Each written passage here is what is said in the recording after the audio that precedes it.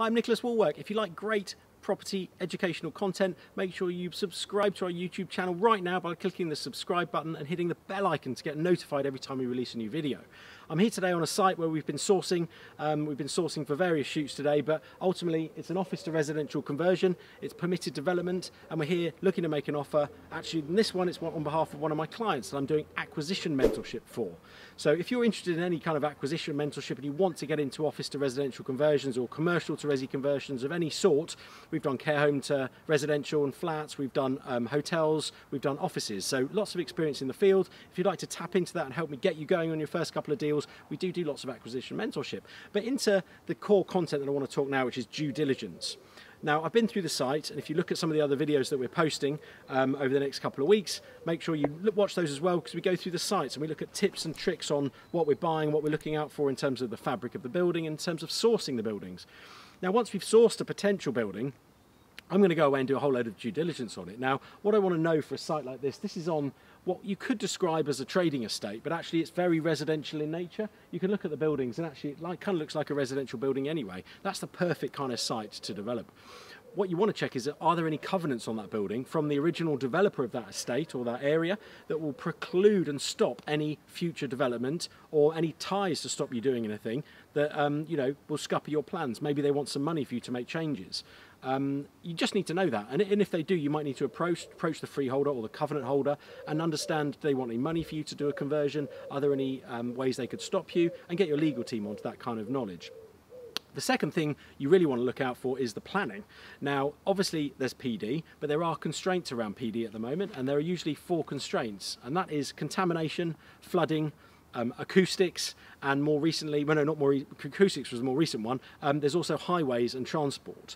So highways and transport generally boils down to parking requirements. Is there enough parking, or do the council require parking? Some boroughs, as I've mentioned in previous videos, which you know will be available on the channel, make sure you check those out. Some boroughs like lots of parking and the main new build parking requirements, others don't like it. Now, this particular development's a little bit out of town. It's in Godalming in Surrey, which is about 2-3 miles south of Guildford, so it's slightly out of a big town, and in that case I suspect they'll want the parking requirement. Thankfully this building has plenty, has enough units for the new build parking requirements, which will be probably conditioned to be required to provide as part of the PD planning. So you've got your planning to look into, you've got your covenants to look into. Now you actually want to know you want to do a bit of digging and find out about the seller. Now, what I've managed to find out in the last sort of 24 hours of finding this site and doing an initial drive-by viewing yesterday, which I'll always highly recommend to you know save you wasting time booking full formal internal viewings with the agent, because you might see an absolute cement mixer plant next door, in which case you're probably not going to want to buy it for residential conversion. Yeah, but ultimately you're looking at who the buyer is, who the vendor is, sorry, who the seller is, what their situation is, why do they want to sell, what's the reasons for selling. Now, in this particular case, I found out that the current owner has only exchanged contracts on this, and they're trying to flip it. We found some old data on Google, which was nicely cached, that showed that this site only sold as little as 2 or 3 months ago for £2 million. They're asking for £2.5 million, potentially plus some overage. If it doesn't sell by about a week or 2 from now, exact dates are relevant, but it's a couple of weeks from now, it'll go into auction, and they'll probably put a reserve of £2 million, which is what they've paid for it. If it doesn't sell, I suspect they'll build it out or hold on to it for longer and try and get that price again a little bit further down the line. So this particular developer's taken quite a risk. They want to make a few £100,000 by flipping it. Fair play to them, it's a good strategy, but to me, in my view, that's a highly risky strategy in today's market. You've got COVID knocking around, you've got Brexit knocking around, you've got kind of, some fairly black swan events which make the market fairly unstable and unpredictable. We don't know where we're going to be in 6 months. I think it's going to be a positive situation regardless, because there's massive undersupply of property, and during these times the bigger developers tend to stop building. People still need to rent and have a roof over their head. So if you're buying to build to let rather than to sell, I think you're safe. That's what we do. We build to let. We'll let our units out. It doesn't really matter if they sell, because we don't tend to sell them. We sell 1 in 3 of our sites maybe.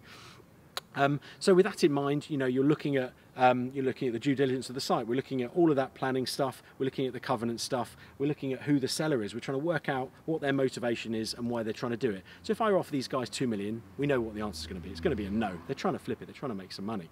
So we're going to go in at something a little bit over that, trying to work out the fees they're going to have to pay to their agents and their acquiring agents, their fees for putting it into the auction, their fees for getting some uplifted planning, which they've done in the last 2 or 3 months, and they've uplifted the units from 19 to 23 units. So they're expecting a bit of money back here. So, you know, an offer of 2.1 million is probably not going to cut it. That'll cover most people's fees.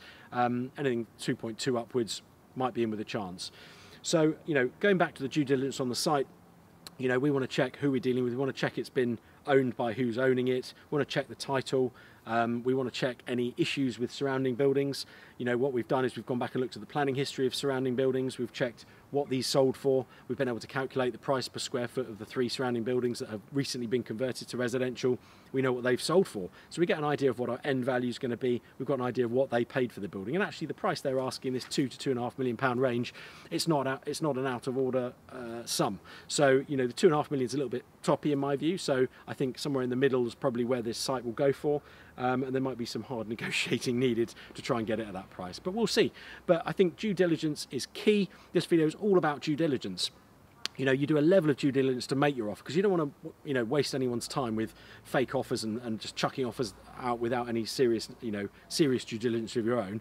And you can do a lot of that for free and very cheaply. You can look up land registry data for a few pounds. You can speak to all the local agents. Do they know the site? Do they know the vendor? Do they know the situation? You can ask the agent that's selling it, of course. That's your primary goal. Why are they selling it? And they opened up and told me that it was being flipped. I showed them this data I found online and said, well, it was only for sale for 3 months ago for £2 million. Why is that?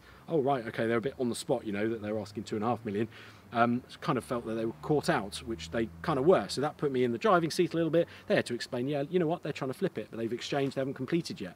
Now, what we know as well is that because they haven't completed yet, they've got till the end of October to complete it, we know they won't have to pay the stamp duty if they flip it on, which gives us a bit more margin to play with. So we can approach them and say, look, we're going to be paying the stamp duty as the end buyer. Ultimately, you're going to flip it exchange to exchange, pay no stamp duty, so your margin is going to be X. So knowing that data, we can formulate a much better strategy for offering on the property. So although this is a due diligence video, there's kind of some sort of sourcing strategy, negotiating sort of tips going on here as well. So that's a good one. You know, if you know what the situation of the vendor is, you can know how to strategize and position your offer accordingly, hoping that it doesn't get too heated and lots of people are offering, of course, in which case if someone offers more, they're just going to more than likely take that. In terms of, you know, final due diligence on the site, it's all about the surrounding area. You know, when I came down here today, I found that there's a beautiful river within 50 metres of the site. There's open area, got communal, common land around this building's got access to.